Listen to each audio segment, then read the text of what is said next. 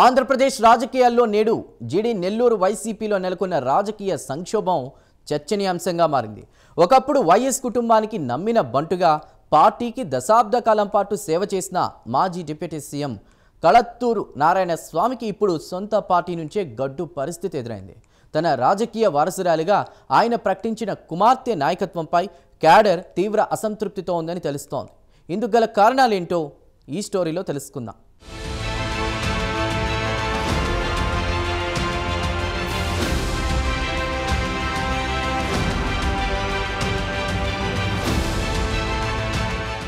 చిత్తూరు జిల్లా జీడి నెల్లూరు నియోజకవర్గంలో వైసీపీ పరిస్థితి ఇప్పుడు అగ్నిగుండంగా మారింది. దశాబ్ద కాలం పార్టీని బలోపేతం చేసి 2 పర్యాయాలు గెలిచి డిప్యూటీ సీఎం పదవిని అలంకరించిన కళత్తూరు నారాయణ స్వామిని ఇప్పుడు అదే పార్టీలో కీలక నేతలు ఏకాకిని చేసేందుకు వ్యూహాలు రచిస్తున్నట్టు సమాచారం.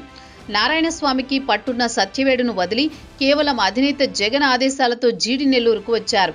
ఇక్కడ మండల నాయకులను కలుపుకొని పోయి పార్టీని తిరుగులేని శక్తిగా మార్చారు.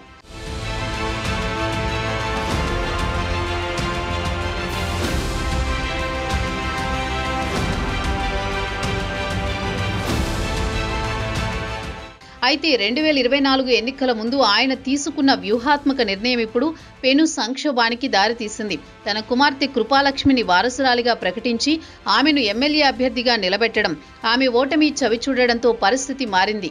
కృపాలక్ష్మి తన తండ్రి నారాయణస్వామి మాదిరిగా క్యాడర్ను కలుపుకుపోవడంలో లౌక్యం ప్రదర్శించలేకపోయారని, కీలక నేతలతో విభేదాలు మరింత పెరిగాయని వైసీపీ వర్గాల్లో చర్చ నడుస్తోంది. దీనివల్ల క్యాడర్ క్రమంగా నిరాశలోకి వెళ్లిందనేది ప్రధాన విమర్శ.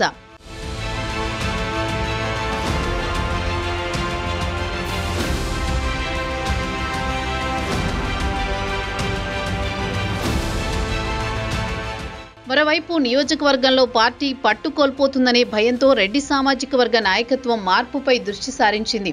దూకుడుగా వ్యవహరిస్తున్న సిట్టింగ్ ఎమ్మెల్యే థామస్ను ఎదుర్కోవాలంటే దృఢమైన నాయకత్వం అవసరమని భావించిన ఈ వర్గం ఉమ్మడి జిల్లా పార్టీ అధ్యక్షుడు కీలక నేత భూమన కరుణాకర్ రెడ్డి దగ్గరకు ప్రతిపాదనను తీసుకువెళ్లినట్టు తెలుస్తోంది.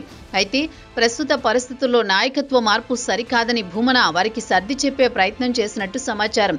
కానీ జిల్లా అధ్యక్షుడి మాటలకు సంతృప్తి చెందని అసమ్మతి నేతలిప్పుడు మండలాల్లో రహస్య శిబిరాలు ఏర్పాటు చేస్తున్నారు. ఈ క్యాంపుల్లోనే జీడి నెల్లూరు వైసీపీ భవిష్యత్తు కార్యాచరణపై కీలక నిర్ణయాలు తీసుకున్నట్లు తెలుస్తోంది.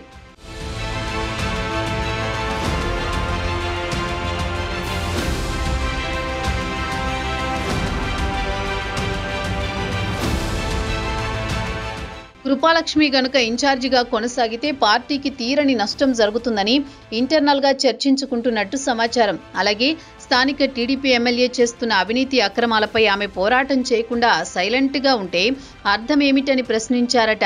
కనీసం స్థానిక నాయకులతో నియోజకవర్గ ఇన్ఛార్జిగా ఉన్న కృపాలక్ష్మికి సంబంధాలు లేవని అంటున్నారట. ఇంకా ఆమెనే కనుక కొనసాగిస్తే పార్టీకి తీవ్ర నష్టం జరుగుతుందని అభిప్రాయం వ్యక్తం చేసినట్టు తెలిసింది.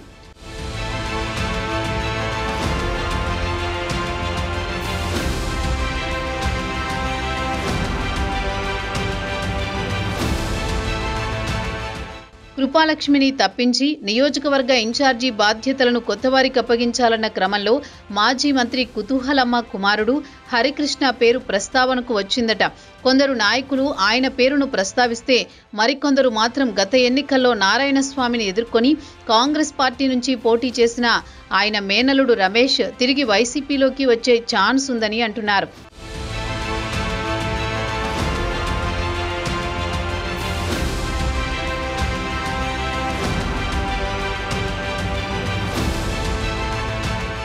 అతనికి అవకాశం ఇస్తే పాత పరిచయాలతో మరింత దూకుడుగా ముందుకు వెళ్లవచ్చన్న అభిప్రాయం కొందరు వ్యక్తం చేశారట.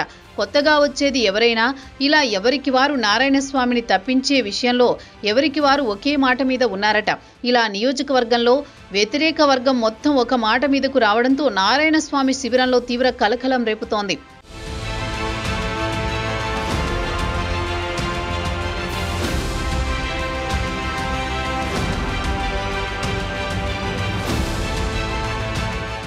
నారాయణస్వామి తన రాజకీయ చిత్రతతో ఈ గడ్డు పరిస్థితిని ఎలా ఎదుర్కొంటారనేది కీలకం.